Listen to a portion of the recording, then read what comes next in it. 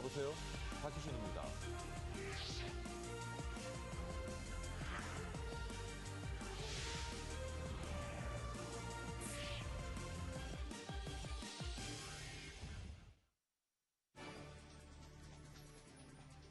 머니24 헤드라인입니다. 뉴욕 주요 증시는 예상치보다 좋게 나온 기업의 실적과 더불어 독일의 경제에 대한 긍정적 전망이 나온 데 따라 일제히 상승하며 마감했습니다. 유럽연합 재무장관들이 독일과 프랑스 등 유로존 11개국들이 합의한 금융거래세 도입을 공식적으로 승인했습니다. 유엔 안전보장이사회가 북한에 대한 제재를 확대 강화하는 내용의 결의를 만장일치로 채택했습니다. 새 정부 출범과 함께 새롭게 태어나는 상업통상자원부가 앞으로 자유무역협정 FTA를 전담할 방침입니다. 지난해 4분기 은행권에서 빠져나간 정기예금 규모가 11조 7천억 원에 달하는 것으로 조사됐습니다. CJ 제일제당이 의사들에게 수십억 원의 리베이트를 부렸다가 경찰에 적발됐습니다.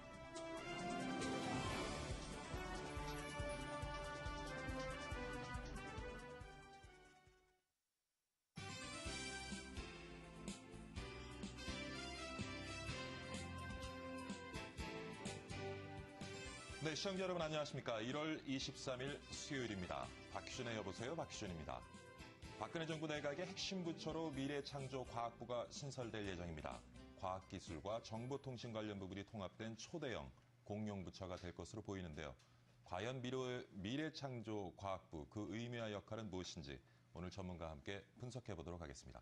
오늘도 글로벌 마감 시황으로 출발합니다. 김하빈 외신캐스터가 준비하고 있습니다. 김하빈 캐스터. 안녕하십니까. 시황센터입니다. 뉴욕 증시가 장중 등락을 계속 거듭하다 결국 상승 마감했습니다. 기업들의 실적이 대체로 호조를 보인 가운데 독일과 스페인에 대한 낙관론도 상승으로 이끌었습니다.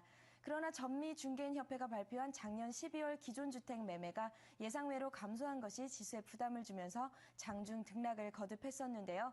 블룸버그가 취합한 전문가 전망치는 510만 채였지만 작년 12월 기존주택 매매는 494만 채로 집계됐습니다. 또한 지난주 S&P 500 지수가 2007년 12월 이후 최고 수준으로 급등한 데에 따른 부담감도 장중에 영향을 미쳤던 것으로 보입니다. 뉴욕 증시 마감 지수 자세히 알아보겠습니다. 다우지수 0.46% 상승한 13,700선에서 마감됐고요. 나스닥 종합지수 0.27% 상승한 3,100선에서 마감했습니다.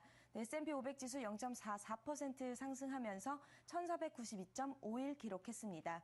유럽도 마감 상황 살펴보겠습니다. 유럽의 주요 증시는 대체로 하락 마감했는데요.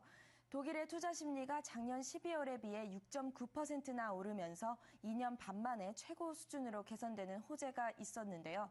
그럼에도 불구하고 미국의 작년 12월 기존주택 매매 실적이 감소했다는 소식이 지수를 끌어내렸습니다. 유럽 증시 마감 상황 보겠습니다. 영국 FTSE 지수 소폭 밀리면서 6,179.17 기록했고요. 독일 닥스 지수 0.68% 하락했습니다. 7,600선에서 마감했습니다. 프랑스 CAC 지수 0.59% 하락하면서 3,741.01 기록했습니다. 네, 아시아 가보겠습니다. 아시아 증시 대체로 하락 마감했는데요. 일본 중앙은행이 추가 금융 완화를 결정했지만 이미 예상된 내용으로 차익 실현 매물의 출현이 악재로 작용했습니다. 일본은행은 내년부터 무제한 자산 매입을 하겠다고 발표했고 물가 상승률 목표치도 2%로 올리면서 경기 부양책의 윤곽을 확실히 했습니다. 중국 증시는 어제와는 반대로 부동산주가 하락세를 이끌었는데요. 그동안 지나친 상승에 대한 경계심이 작용한 것으로 보입니다. 블룸버그 통신은 상위 종합지수가 편입 종목 발표 수익의 12.8배 수준으로 거래되고 있으며 이는 지난해 5월 이후 최고 수준이라고 전했습니다. 아시아 증시 자세한 마감 상황 살펴보겠습니다. 일본 니케이 지수 0.35% 하락한 1,700선에서 거래 마쳤고요. 중국 상해 종합지수 0.56% 하락했습니다. 2,310선에서 거래 마쳤습니다. 홍콩 항생 지수 0.29% 상승한 23,600선에서 거래 마쳤습니다. 네, 환율 알아보겠습니다. 어제 외환시장에서 원달러 환율 0.6원 하락했습니다. 1,062.3원에 거래 마쳤습니다. 지금까지 시황센터였습니다. 대한민국 최고의 명품 경제 프로그램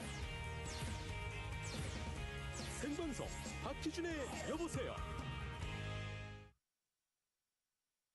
네, 글로벌 마감시장 살펴봤고요. 이번에는 우리 시장 알아보도록 하겠습니다. 경제 이슈를 중심으로 살펴보는 오늘의 투자 전략 시간입니다. 오늘은 현대증권의 박광식 지점장과 함께 얘기 나눠보도록 하겠습니다. 안녕하십니까, 지점장님. 네, 안녕하십니까. 일주일 네. 잘 지내셨죠? 네. 예. 자, 먼저 어제 우리 증시 좀 정리해 주시죠. 네, 어제 그 지수가, 코스피 지수가 1996포인트, 약 9포인트 오른 그런 예. 상황으로 마감을 했는데요. 최근에 1970포인트 중반대에서 이제 2000포인트 요 사이에서 계속 지수가 횡보를 하고 있습니다. 어제적으로는 전체적으로 이제 외국인들이 많이 팔았고요. 기관들이 매수하는 그러한 그 부분이 있었는데, 예.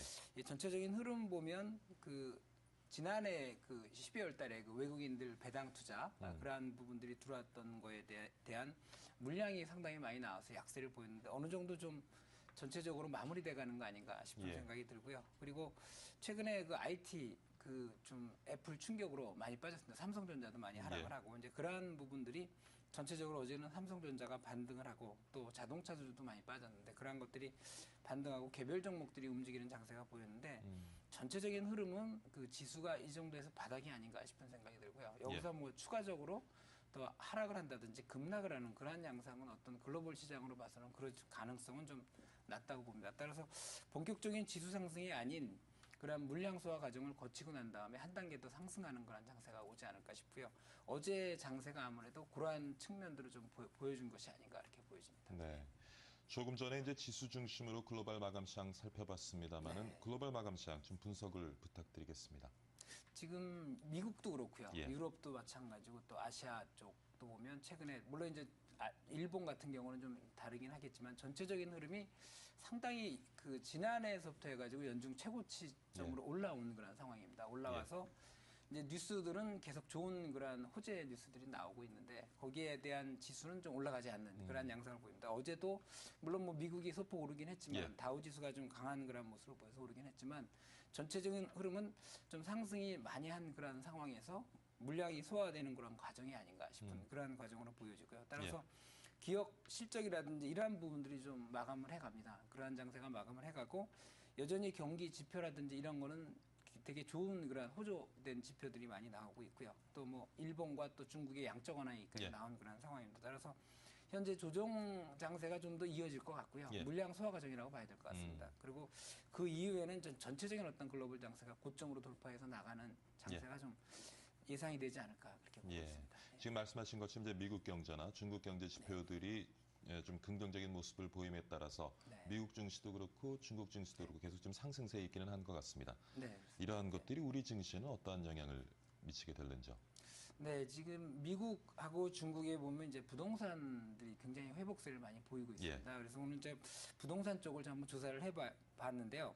전체적으로 우리나라의 건설 업종이라든지 이런 거에 긍정적인 부분이 있을 수가 있고요. 예. 미국의 연말에 그 주택 건축 착공 그 지표가 나왔는데 12월 달에 연한산이 약 95만 채 정도 나왔습니다. 그게 이제 2011년도가 약 55만 채 정도 수준이었는데 예. 2년 채 안 되는 순간에 미국의 부동산 쪽 보면 그 건축 착공 그 환산 지수가 70% 이상 증가를 했습니다. 예. 그리고 이제 최근 4년간 미국이 그 60만 채가 지금 완공이 됐고요. 수요적으로 봐서는 약 150만 채 정도를 보고 있습니다. 근데 이 기간에 약 400만 채가 부족하고요. 예. 향후 한 2018년도까지는 약 한 700만 채 정도 이상이 부족하다는 그런 그 자료들이 좀 많이 나오고 있습니다. 예. 따라서 이러한 측면을 반영을 해서 미국의 그 부동산 가격이라든지 또 부동산 관련 건설 업종이라든지 이러한 것들이 주가가 최근 한 3, 4년간에 최고치를 기록하고 있습니다. 예. 그리고 우리나라에 봐서도 현재 그 지난해 11월 달에 신규 주택 공급이 약 9,000호였고요. 그다음에 12월 달이 29,000호로 늘었다가 이제 올 1월 달이 약 5,000호 정도 이하로 지금 보고 있습니다. 그런데 예. 재건축으로 인한 주택 밀실이 증가하고 있는 상황에서 수급 불균형으로 해가지고 올 상반기 아마 그 전세 가격들이 아마 급등 가능성이 있는 그런 상황으로 가는데 그렇군요. 전체적인 흐름의 어떤 부동산 경기가 좀 바닥이지 않나 싶은 생각은 들고요. 그에 따라서 최근에 건설 특히 이제 중소형 건설주하고 예. 시멘트주 이런 게 많이 올라가 있어요. 물론 이제 시멘트는 수출을 많이 한다고 그러더라고요. 그 관계자들이 얘기를 하고 있는데 그 저가 건설주의 상승하고 이러한 부분들을 봤을 때 더 이상의 어떤 건설 업종에 있어서의 어떤 그 업황 악화는 일어나지 않는다. 전체적으로 업황이 좀 바닥이지 않냐 이런 것들이 감안이 되는 것 같고요. 우리나라하고 미국하고 동시에 아마 건설 업종에 대해서 바닥이 나온다 그러면 경기적인 어떤 바닥을 좀 반영하는 게 아닌가 그렇게 보여지고 있습니다. 그렇군요. 자, 우리 증시와 이제 글로벌 증시를 살펴보면서 좀 경제 동향을 알아봤는데 지금 애플 쇼크가 좀 있는 것 같습니다. 네, 예, 뭐 애플의 제품의 시장 지배력도 좀 약화되고 있는 것 같고요. 네. 주가도 지금 내림세에 있는데 네. 어떻게 보십니까? 지금 근데 이제 애플의 부품을 공급해오는 그 국내 IT주들 네. 조금 동반 하락을 하고 있는 것 같고요. 네. 예. 이게 일반적으로 통상적으로 생각할 때 이제 애플이 안 좋으면 예. 삼성전자가 그만큼 경쟁력이 뛰어나기 때문에 우리나라의 어떤 주가를 좋을 걸로 봤는데 예. 반면에 이제 애플에 그 납품하는 회사들이 의외로 많이 있습니다. 예. 그 많이 이제 많은 공급업체들이 있죠. 예, 공급업체들이 있습니다. 그래서 대표적인 게 이제 삼성전기하고 삼성 SDI도 납품을 합니다. 뭐 예. MLCC라 그래서 납품을 하고요. 그다음에 LG 그룹주 중에서는 이제 LG 이노텍하고 LG 디스플레이가 디스플레이 측면에서 이제 공급을 하고 있고요. 하이닉스가 그 모바일 그 메모리를 좀 납품을 하고 있는데 그러한 부분들하고 이제 일본하고 대만 업체들이 납품을 하고 있는데 전체적으로 본다 그러면은 그 이번 1분기 들어가지고 전체적인 어떤 주문이 거의 한 절반으로 감소했다라는 그런 보고들이 나오고 있는데요. 따라서 전체적인 어떤 흐름을 보면 삼성전자 계열, 삼성 계열사들은 상대적으로 뭐 충격을 받긴 하지만 그래도 나름대로의 흡수할 수 있는 측면이 있어서 어느 정도는 감당해낼 수 있는 그런 부분들이 있을 것 같고요. 그리고 LG 부품주들이 좀 타격이 클 것 같습니다. 특히나 이제 뭐 LG 이노텍이라는 디스플레이 같은 경우에서는 매출이 상당히 많이 줄고요. 영업이익이 거의 그 매출이 반토막이 나는 그런 부분들까지 나오고 있는 그 예상이 되고 있는데 타격이 가장 클 것 같고 하이닉스 같은 경우도 상당히 많이 튑니다. 그래서 최근에 좀 주가가 많이 하락을 했는데 일단 하이닉스 같은 경우에서는 그 중국이라든지 대만 쪽에 어느 정도 충격을 흡수할 만한 그런 수요처가 있기 때문에 상대적으로 좀 덜 충격을 받는데 LG그룹이 가장 충격을 많이 받고 그다음에 하이닉스, 삼성 계열사들 이렇게 될 것 같습니다. 그렇군요. 지금 이제 말씀하신 것처럼 애플에 부품을 공급하는 업체들은 좀 어려움을 겪고 있는 반면에 또 이제 반사이익이겠죠. 아무래도 네. 삼성전자 스마트폰에 부품을 납품하는 업체들은 또 좀 수혜를 받고 있는 것 같습니다. 그렇습니다. 삼성전자 납품업체들 그 실적이 예. 거의 지금 사상 최대치를 다 거의 대부분 기록하고 있습니다. 예, 예. 네, 그래서 거기에 대해서 지금 신고가를 기록하는 그런 업종을 본다 그러면은 그 연성 회로기판이라 그래가지고 예. 스마트폰에 들어가는 PCB, 그 휘는 PCB 그 부분 회사들이 보면은 종목으로 본다 그러면 뭐 플렉스컴이라든지 BH, 그다음에 대덕, GDS 이러한 것들이 지금 신고치를 내고 가고 있는데요. 전체적인 어떠한 휘는 디스플레이 쪽에서는 전망이 좋은 것 같습니다. 현재 실적뿐만 아니라 향후에 어떤 성장성 부분도 같이 가미돼가지고 신고치를 내면서 가는 것 같고요. 그리고 OLED 관련주들도 향후 성장성 부분에 있어서 부품주로서 상당히 좀 각광을 받지 않을까 싶은 생각이 들고요. 그러한 종목들이 이제 SFA라든지 AP 시스템, 크로바 아이텍, 잉크테크 이러한 종목들이 지금 실적도 좋고 또 주가적으로 좀 강세를 나타내는 그러한 부분들을 보이고 있습니다. 네. 지금 이제 말씀 나눈 것처럼 IT 부품주들이 지금 상반된 방향성을 가지고 움직이고 있는데 이러한 가운데서 좀 IT 관련된 투자에 좀 차별적인 전략이 필요할 것 같습니다. 어떻습니까? 네, 그렇습니다. 일단 크게 보면 이제 업체를 본다 그러면 삼성전자, LG전자, 애플 이러한 부분들이 좀 스마트폰 관련주들을 그 제조하는 회사들인데요. 그렇죠. 그러니까 가장 큰 회사들인데 애플에 좀 관련된 회사들은 당분간 좀 어려울 것 같습니다. 애플이 스티브 잡스가 죽고 난 다음에 어떤 혁신적인 그런 제품의 그런 것들을 보여주지 못한 그런 가운데 좀 매출이 줄어들고 이제 오늘 저녁에 아마 오늘 밤에 그 실적을 발표하게 되는데 실적 발표도 좀 상당히 많이 좀 하락하는 거 아닌가 이렇게 예상을 하고 있습니다. 그래서 당분간 좀 애플은 어려울 것 같고요. LG전자가 최근에 작년까지 굉장히 어려웠습니다. 이 뭐 거의 스마트폰 부분에 굉장히 고전을 면치 못했는데 최근에 와서 많이 좀 상승세를 보이고 있는데 뭐 실적 부분으로 연결이 될 때까지는 좀 거기에 관련된 부품주들은 조금 변동성이 크게 나가지 않나 싶은 생각이 들고요. 삼성전자의 부품 관련주들은 뭐 앞에서 말씀드렸지만은 상당히 강세가 예상이 됩니다. 그래서 삼성전자 부분의 어떤 스마트폰 관련 부품주들 이런 것들이 좀 계속 강하게 상승할 가능성이 있는데 두 번째로는 현재 그 스마트폰을 만드는 거하고 미래 어떤 미래 휴대폰 그러니까 뭐 더 슬림화된다든지 그 다음에 그 새로운 어떤 그 휘는 그러한 휴대폰 이러한 부분들의 부품주들 이러한 것들이 가장 좀 성장성이 좋고 또 앞으로의 어떤 실적이나 이러한 부분들이 좀 좋지 않을까 그렇게 봅니다. 그래서 부품주 중에서도 그 휘는 휴대폰하고 OLED 관련 부품주들로 아마 좀 집중하는 게 좋지 않을까 싶습니다. 지점장님 개인적으로는 LG 휴대폰 사업 앞으로 어떻게 보십니까? 좀 경쟁력이 있으리라고 보시는지요? 네, 일단 많은 그런 어려움이 있어가지고 예. 또 그 실제로 이제 그 오너가 직접 와서 맡고 난 다음에 그런 상황들인데요. 저는 긍정적으로 봅니다. 많은 경험을 겪었고 예. 많은 또 구조조정을 했기 때문에 거기에 대한 어떤 결과물들이 나름대로는 좀 좋게 나오지 않을까 그렇게 예상을 하고 예. 있습니다. 지금 뭐 코스피 지수가 이제 2,000선 아래 박스권에서 지지부진한 흐름을 계속 보이고 있습니다. 아까 이제 말씀하신 것처럼 좀 조정 장세에서 좀 벗어나는 모습이 아닌가 하는 네. 말씀도 하셨는데 네. 이 상황에서 좀 눈여겨볼 업종, 종목이 있다면 어떤 것이 있을까요?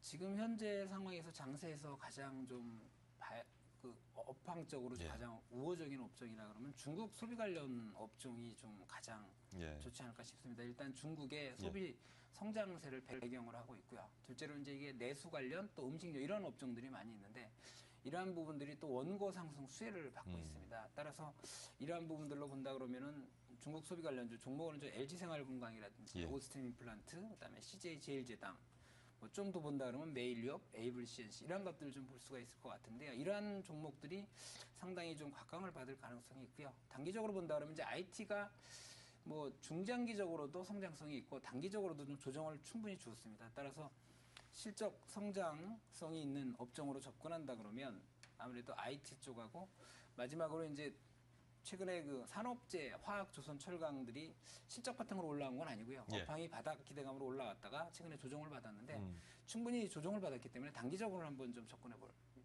가능성이 있을 것 같습니다. 예.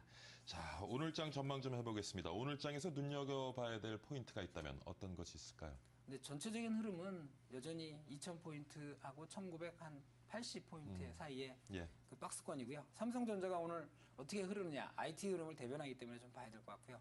증권업종은 이제 유동성 장세 흐름 체크로 좀 봐야 될 것 같습니다. 그리고 이제 자동차가 이번에 주말에 실적을 발표하는데요. 낙폭 과대에 대해서 이제 반등을 하고 있는데 과연 실적에 따라서 어떻게 움직이는 거가 좀 봐야 될 것 같습니다. 예. 그럼 투자자들 오늘 장에서는 좀 어떻게 대응해야 되겠습니까? 예, 오늘 전체적인 대응 전략은 단기적으로 바닥 가능성이 있고요. 낙폭과대인 IT하고 예. 산업재인 그 화학조선 철강에 대해서 한번 저점 매수로 대응해야 될 것 같고요. 마지막으로 관심 종목 제가 말씀드리면 예. 한두 개 좀 소개해 주시죠. 삼성전자 중기적으로 좀 매수 시점이 아닌가 싶습니다. 삼성전자. 전자. 예. 그리고 충분히 뭐 실적이나 이러한 부분들이 나와 있기 때문에 그리고 중기적으로는 LG생활건강이라든지 CJ제일제당 여전히 매수 관점에서 좀 대응을 해야 되지 않을까 싶고요. 예. 그리고 자동차가 좀 단기적으로 많이 빠졌는데 저 어떻습니까? 예. 원고로 인해서 많이 지금 하락을 했는데 실적이나 이런 부분들을 봐서는 좀 과다하게 좀 빠졌다라는 부분들이 있을 것 같습니다. 예. 단기적으로는 한번 좀 접근해도 괜찮지 그렇군요. 않을까 싶습니다. 예. 알겠습니다. 현대증권 불광지점의 박광식 지점장과 함께 오늘 장 투자 전략 같이 한번 세워봤습니다. 좋은 말씀 감사드립니다. 네. 수고했습니다. 감사합니다.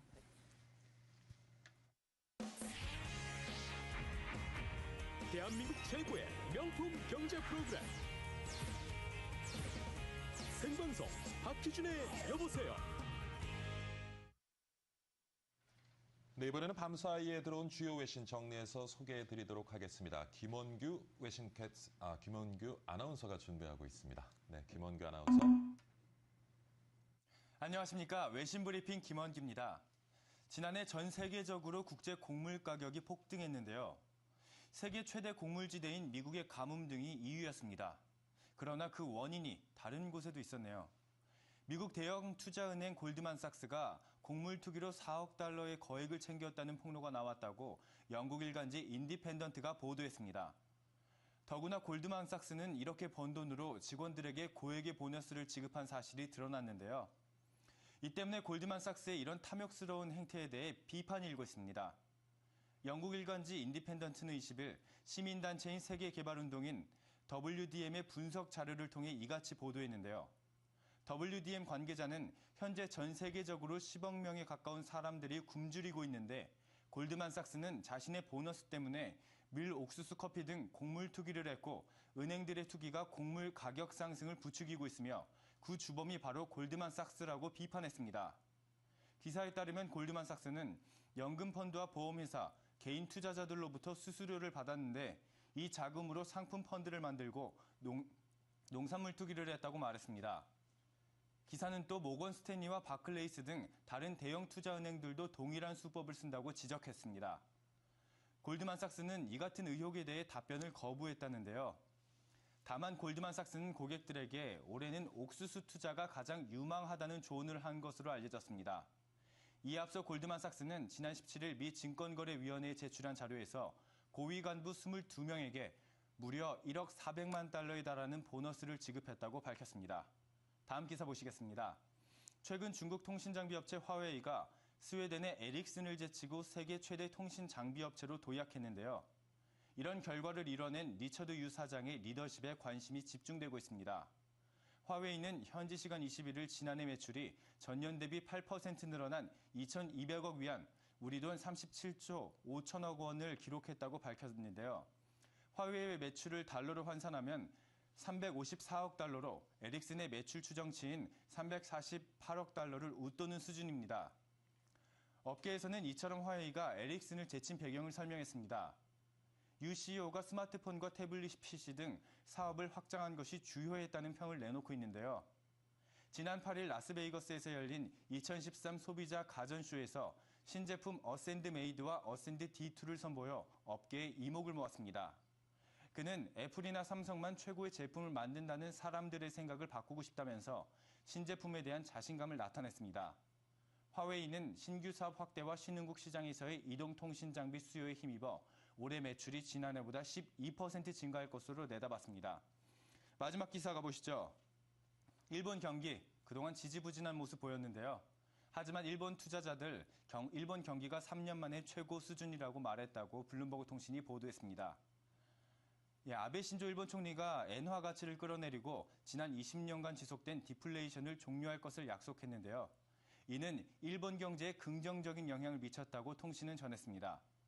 블룸버그가 조사한 결과에 따르면 일본 국민들의 54%는 아베 총리의 정책이 일본 투자에 미칠 영향에 대해 긍정적이라고 대답했는데요. 이에 21%에 그쳤던 노다 요시히코 전 총리에 비해 2배 이상 높은 수준입니다.